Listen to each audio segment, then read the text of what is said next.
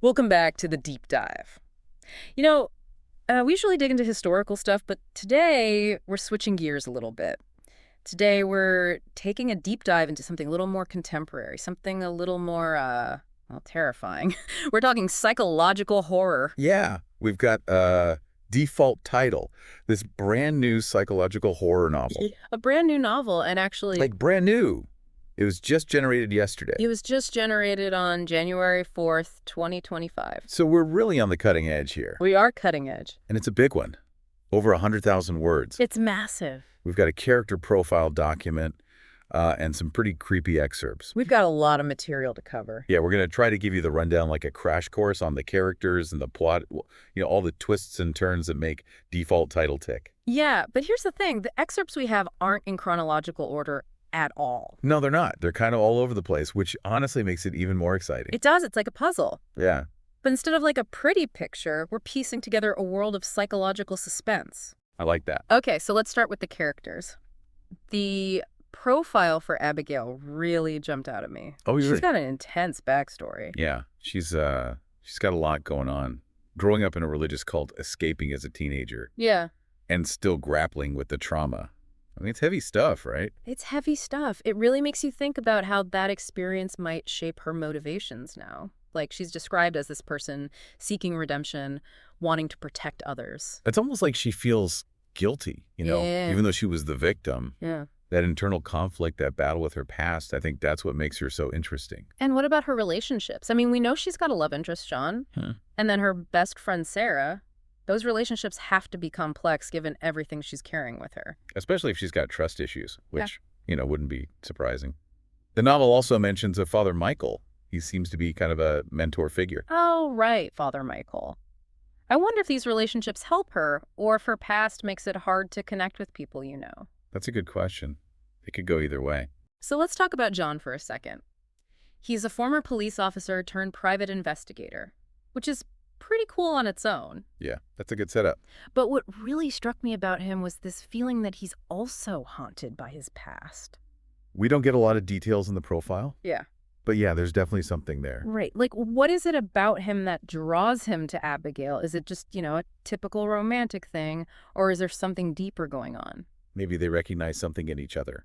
Yeah.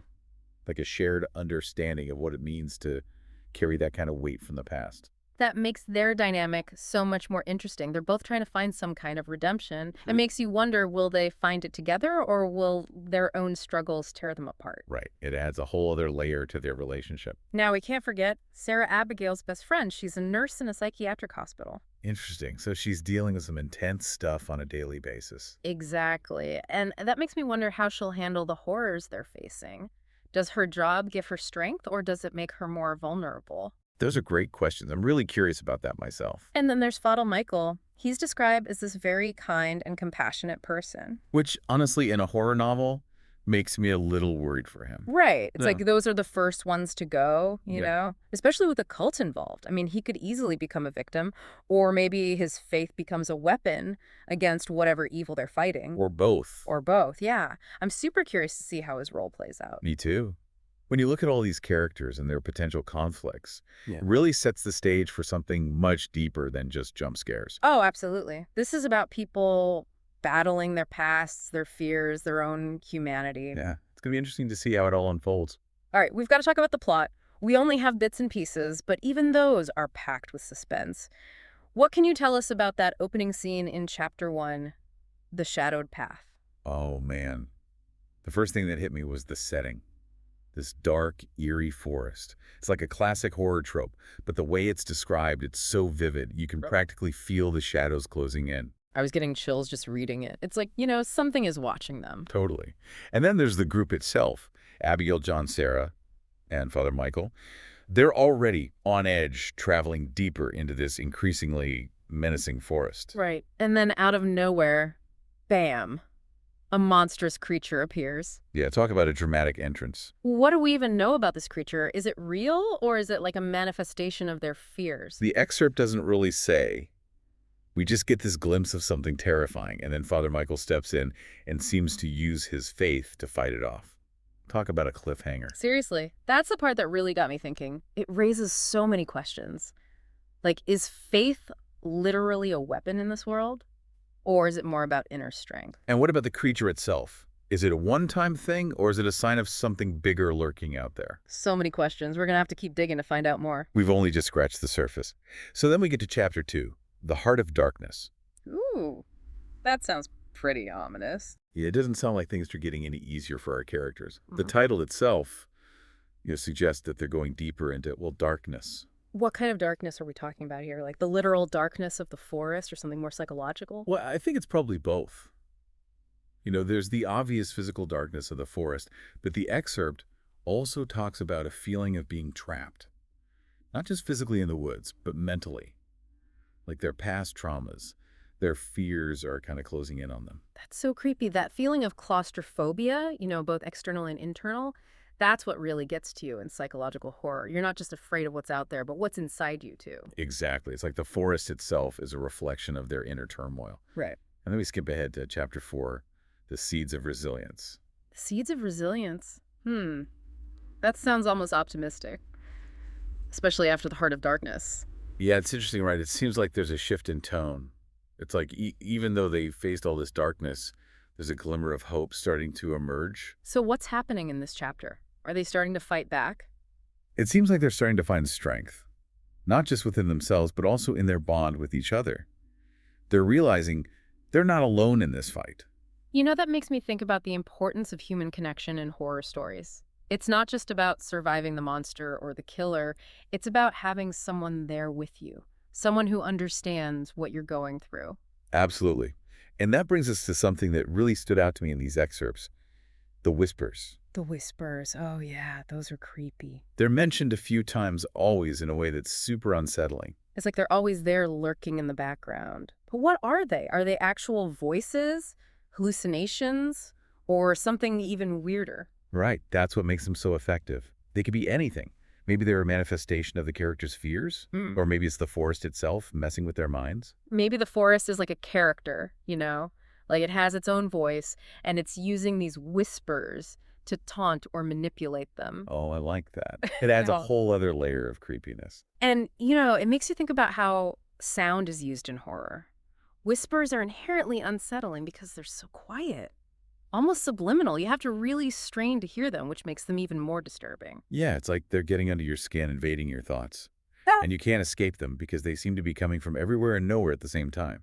Ugh, it's giving me goosebumps just thinking about it. Okay, so we've got this creepy forest, these unsettling whispers, and a group of characters battling their own inner demons. And then things get even more interesting with the introduction of Anya. Oh yeah, Anya. She shows up in a later chapter, and she's definitely a wild card. She's the character I'm most curious about. We know she's a young woman who's lost in the forest, but she also has these unexpected powers. That's where things get really intriguing. Right, her arrival feels like a major turning point in the story. Right. Like, is she going to help our main characters? Or hinder them? Or is she on a completely different path altogether? And where did these powers come from? Are they connected to the forest, to the cult, Yeah. or something else entirely? It's interesting that she's described as lost. Maybe she's another victim of the forest's influence, Mhm. just like the others. Maybe her powers are a way of coping with that. Right. Or maybe they're a symptom of something more sinister. I'm also wondering if her arrival is what triggers the seeds of resilience.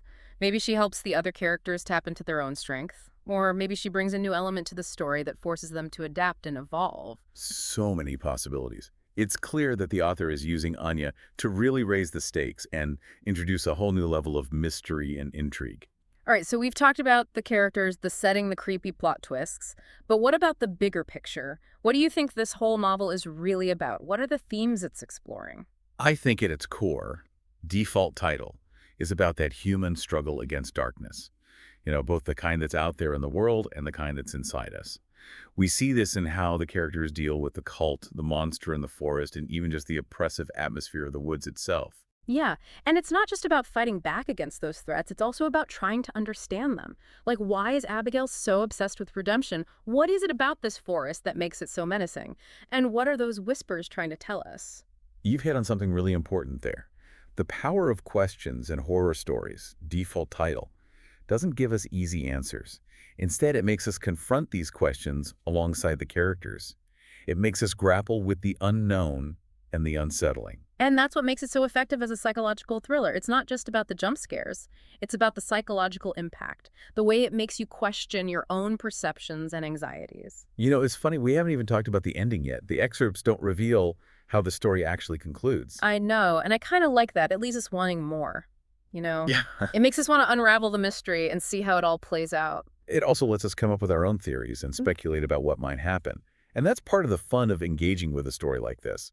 All right, so let's bring our listeners into the conversation. What stands out to you the most about default title so far? What are you most curious about? After reading all of this, I'm really hung up on this one question. What is the forest really?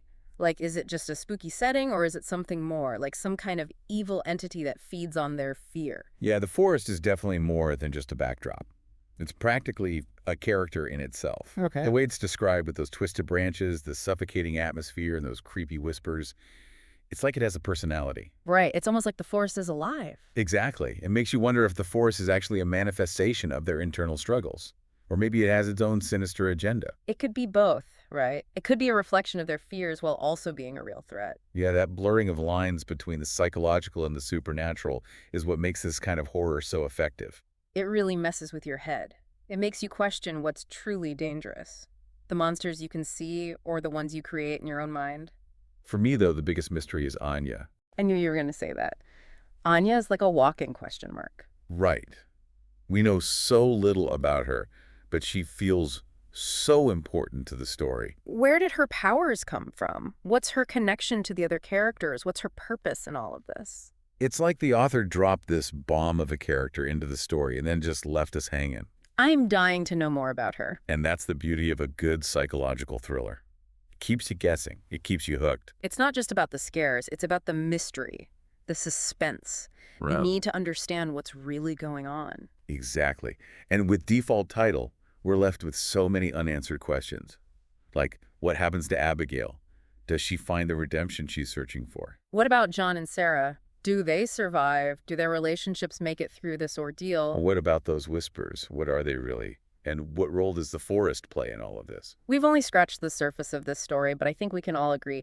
Default Title is a novel that will stay with you long after you finish the last page. It's definitely got me thinking, and I have a feeling our listeners are feeling the same way. So for everyone listening out there, we've given you a glimpse into the world of Default Title, the characters, the setting, the plot, and those lingering questions that keep you up at night. Now it's your turn. Go read the novel. Dive into this world of psychological horror and see what you discover. And as you're reading, keep this in mind. Psychological horror is about more than just jump scares. It's about the dread, the unsettling feeling that something isn't quite right. It's about exploring the darkest corners of the human psyche. So ask yourselves, what scares you more? The monsters lurking in the shadows, or the ones hiding within us all? We'll be back next week with another deep dive. Until then, keep exploring, keep questioning, and never be afraid to face your fears. See you next time.